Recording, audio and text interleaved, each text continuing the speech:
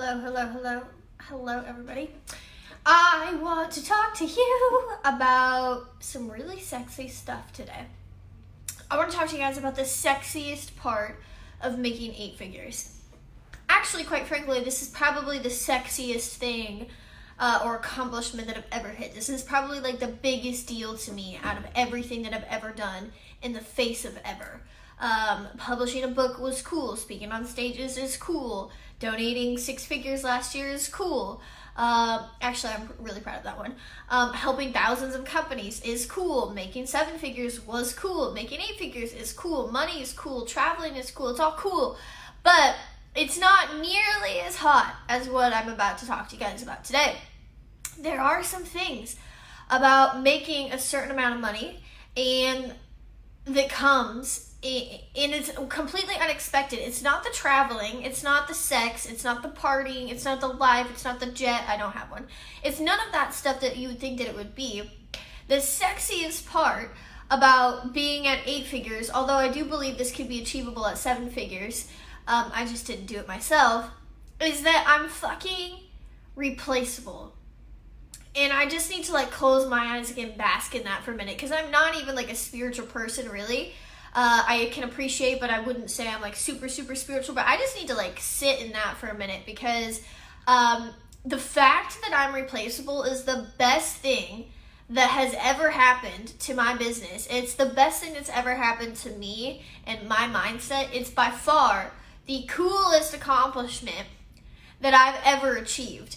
And I make 8 figures, you guys. We started 2020 with a minimum of $15 million in contracts coming in. We were guaranteed to make $15 million. We've already solidified another 2 deals. A third one's on the way, which is probably going to put us over 20 or 25 million. So we have a company. We started 2020 already going to make 15 million, you guys. It's amazing. It's great. It's cool. The money is awesome. You can do so much good. I'm going to help so many kids with that. I've got a team, and they're feeding their family, and they're donating, and we're helping companies, and they're growing, and they're donating, and they're feeding their team, and it's great. It's really, really amazing. But nothing is quite as amazing as being able to call up your best friend's mom, who is like my mom, and being like, yo, Kelly, guess the fuck what accomplishment I just reached. And she starts spouting it off. She's like, Forbes 30 under 30. I just knew it one day you would make it. Forbes 30 under 30. And I'm like, I'm so sorry. Although I hopefully will.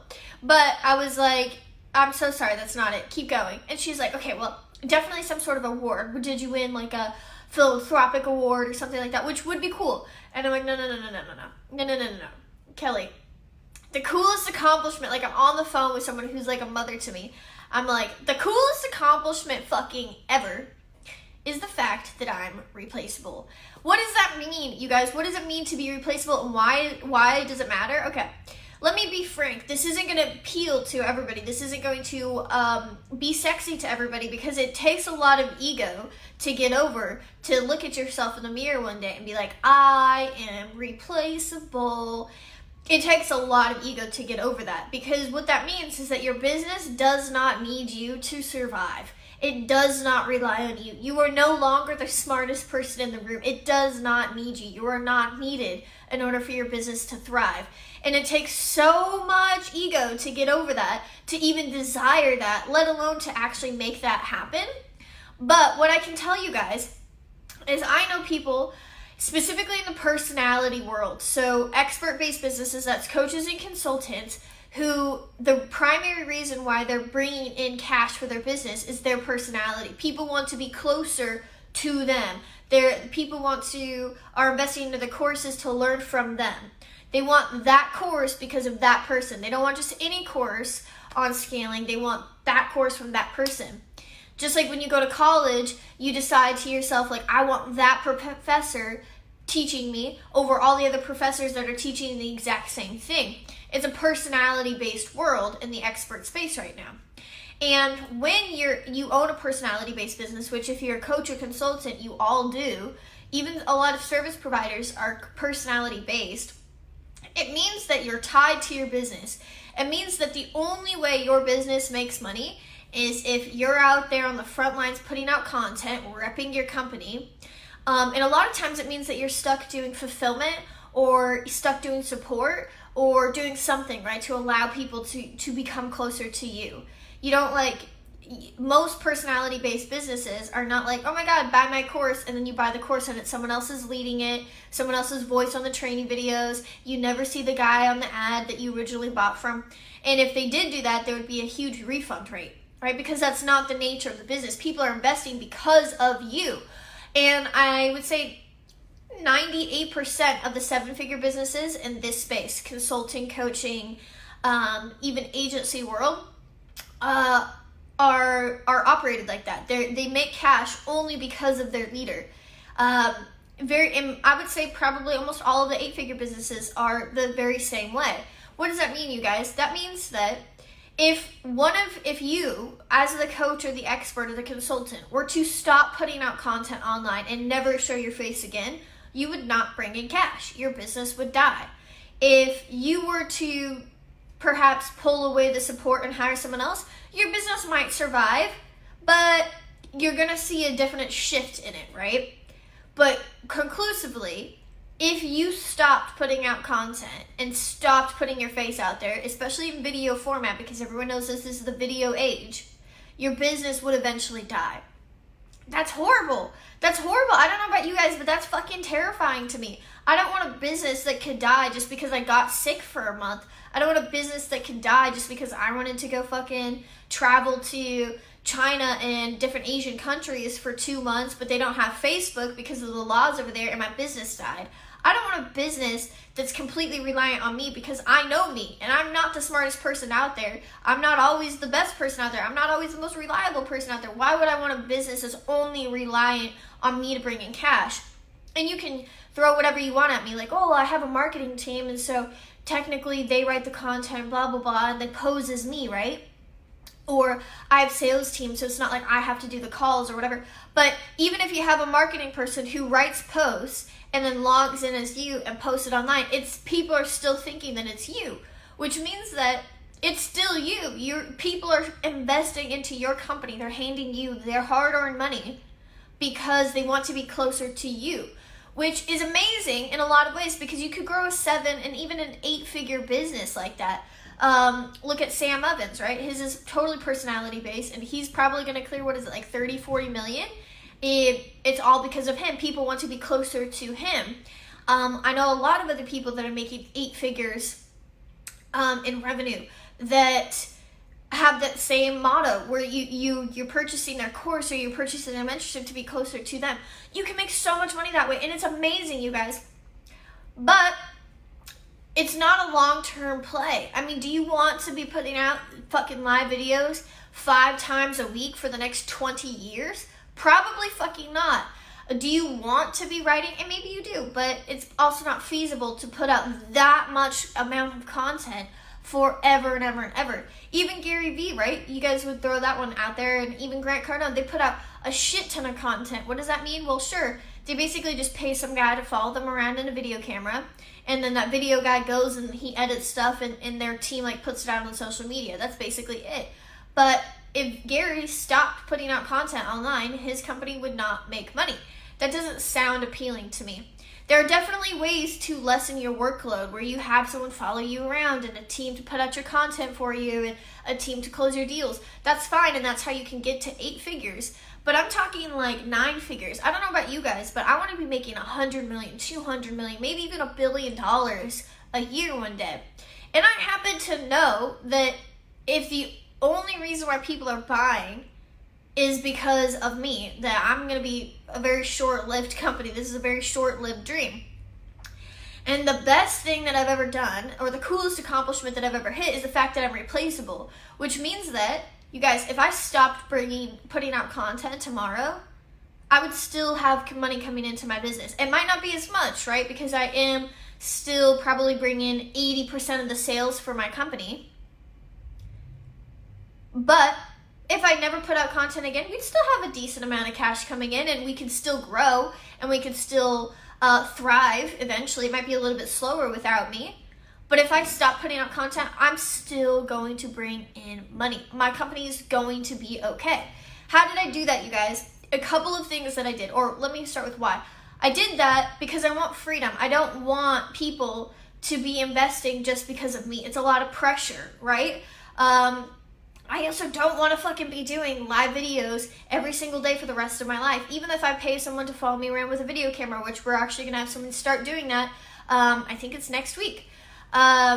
Which is going to be really, really cool. But it's still so much of me, so much of my time and my effort having to make sure I put on my makeup so that the guy in the video camera catches my good side. And it's so much of me, which is great. But again, I don't want that for the rest of my life. It's not a 20-year play. It's an immediate right now play. It's a play that makes me feel good because, oh my God, people know my name and my ego, and I get asked to be on stages and whatnot. Like, it's an immediate play. It feels good on my ego, but it's not something I'm going to do for 20 fucking years. What do I want to do 20 years from now? I want to be a CEO of a company, just like sitting down and guiding the company in the direction, maybe not even the CEO, maybe even just like on the board of the company and just guiding that company in the direction that I want it to go. I want a company that works for me, not a company that I work for.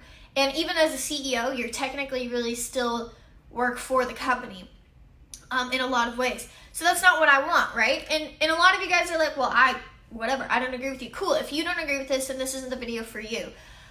But how did I become replaceable? I did 2 things, you guys. It's very, very simple. The first thing I did was start to... Patrick. Yeah. Word. Thank you, Patrick. I agree. The first thing that I did was start to brand the name of my company with outside of just me. So the name of my company was recognizable even if you didn't know me.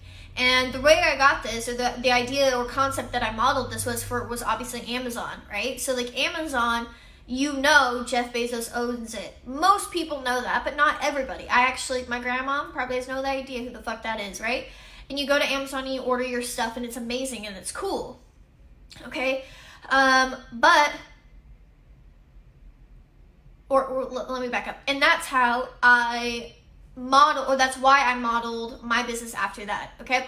I wanted to be in a space where people would say like, yeah, the Strategy Loft is fucking dope, and the Strategy Loft this, and the Strategy Loft that, and to really brand the name of my company, kind of like HubSpot or Infusionsoft or Yesware or this, that, or whatever. When those companies got off the ground, it was like probably a handful of people, if not just one person, going out there like, buy my software. But eventually the software or the company itself got such a reputation that's what people talk about. They don't really talk about the CEO of those companies as much, right?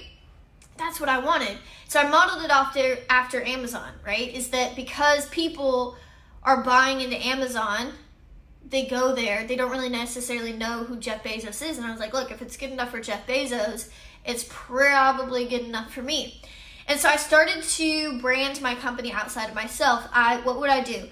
Instead of it saying, putting out resources that say, buy Juliet Tengen, I'd say, buy the Strategy Loft. It's little subtle changes, and honestly, we're still in the process of rebranding, and we're still in the process of making these subtle shifts where more of our content is centered around the name of our company and not just me. We switched up our website. We started putting out content, launched a Facebook page and advertisements that go to the Strategy Loft instead of just say Juliet Tengen. LinkedIn pages, a Google account. If you Google the Strategy Loft, our office address comes up. We have a real location and everything like that. Start to become a really professional presence online and the name of my company. So that way, if I ever did get sick, the reputation of my company would precede me, right? It would bring in cash. People would be like, oh my God, the Strategy Loft is the fucking best consultancy out there. And if you're looking to do XYZ, you fucking need to work with them, right? That's what I've always wanted. So that's the first thing, is I started to brand the name of my company so that it was recognizable, even if it wasn't mentioned alongside my name. And we're by far, very, very far away from this goal. We're not even close. You still have to say, like, the Strategy Loft. Oh, what's that? Yeah, it's Juliet Tengen. And even then people are like, who the fuck is that? We're still working on it, but that's the first thing that we've done that has helped.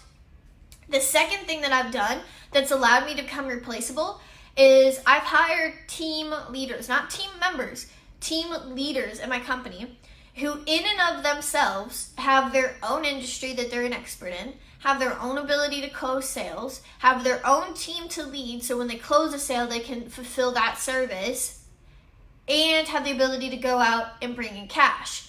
So, for example, we have a guy on our team that just focuses on solar. We also have another guy on our team that we're thinking about bringing on that just focuses on the medical industry. We have different people that focus just on real estate, so on and so forth. So those people individually, very similar to me, are kind of like leaders in their space, or they're becoming personalities in their space. But all of that cash comes in to my company. So like the guy that leads solar is out there going to solar networking events and doing whatever it is that he needs to do to land these solar deals. And it doesn't matter what those deals look like, because it's far too complicated to even explain, but he's targeting solar companies. So he's going out there landing those deals. If he lands a deal, he brings it in, my team or our team in-house fulfills that service for him. He gets paid a base pay plus commission, so he's really incentivized to stick around, because he doesn't have to have the stress of his own team and his own company and worry about fulfillment, because once he brings in a client, now it's everybody's job to make sure that that client gets awesome results. And so he's awesomely incentivized to stick around. And that means that I have people on my team that are bringing in cash, not because, oh yeah, I work at the Strategy Loft of Juliet and you should really buy her products. It's none of that. It's like, hey man, I work at the Strategy Loft and I know a shit ton about solar and you need me in your life. And they buy, not because of me, but because of that team leader. And that's how we've done it, you guys, is we've been able to break into different markets. And I won't list all the markets out there that we're in, but we've been able to break into different markets because we have team leaders. And that also means that while right now probably 80% of our company's revenue comes from me still, in about a year's time, I probably will only make up about 40 to 30% of it. That's my goal, is even though I'll bring in probably $30 million a year in sales, I would still like that to only be about 20% of the overall sales total. And the other team leaders, every team leader to be accountable for 10 to 20% of our company's revenue, right? So that's my end goal, is to brand the company, have the company name that's like so well known, right? It's kind of like a law firm. Like have a law firm name that's like so well known that it exists without me. And then on top of that, we have team leaders that bring in cash. A lot of their clients that they bring in have no idea who the fuck I am. They're like, oh yeah, that's cool, Juliet's the CEO, okay, word, okay, whatever. Like no big deal. But that's like amazing when you finally get a client and they meet you and they're like, oh, you're the CEO. And I'm like, yeah, it's so great to meet you. It's fucking amazing when people are surprised. I'm like, yeah, that was the coolest moment of my fucking life. When someone was like, oh my God, that's so cool. I had blah, blah, no idea who you were, but Demetres and your team has been doing a really great job with XYZ, so I'm super happy, and, you know, whatever. It was the most amazing moment of my life. I was like, I'm pretty sure we're about to break into $100 million, if not eventually $1 billion company because of this. And anyways, you guys, the sexiest accomplishment that I've ever hit is not the fancy shoes or the lifestyle or the condo or the cars or the jets, which I don't have, or the Lamborghinis, which I also don't have. But we do have a lot of money. We do have a lot of cash. We make a lot of sales. It's not what you think that it is. That's not the sexiest accomplishment for me personally. That might be for a lot of other people. It's not even the fact that I can take care of my friends and my family, because that is cool. It's not even the security, because that's cool too. And I'm grateful for all of those things. But personally, the coolest, sexiest accomplishment is knowing that my business will thrive without me. Even if I never do another live video again, it will be fine. It will bring in cash. And honestly, it's taken us a long time to get here. I basically had to go against the grain of what everybody else in the consulting, expert, personality-based business was doing. I don't really know any other company that's formed really the way that we're formed, other than the really, really old school consultancies. But those consultancies are making like $200 million a year, so not a bad person to model. We basically had to go against the grain of what everyone else teaches, against the grain of the standard way of thinking to be able to produce this. I also had to get over a lot of ego. It's very terrifying to know that you're not needed.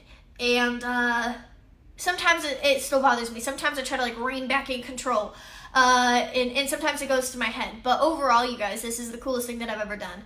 And this isn't for everybody, right? Not everybody wants to grow a massive company. Not everybody wants to be a leader. Some people really just like the fulfillment. They like coaching. They like speaking on stages.